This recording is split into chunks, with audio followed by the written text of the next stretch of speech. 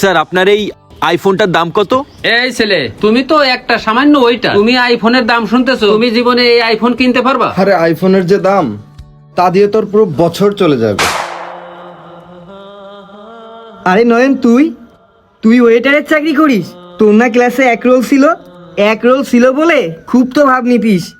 আর দেখ, আজকে তুই সামান্য একটা ফুড পার্কের ওয়েটার। আর এই ওইটারে এসে আইফোনের দাম জিজ্ঞাসা করতে।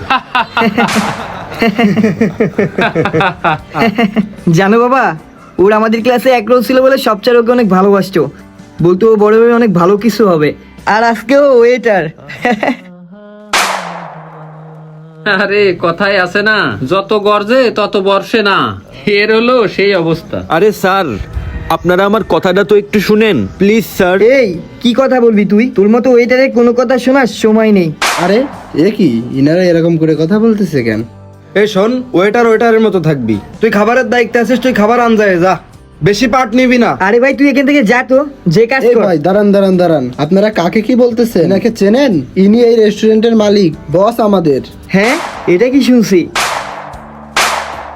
ওঠেন এখান থেকে, আপনাদের এই রেস্টুরেন্টে খাওয়া লাগবে না। এই দাঁড়াও, ওনারা আমাদের কাস্টমার, আমাদের লক্ষ্যে ওনারা। আর শামিম,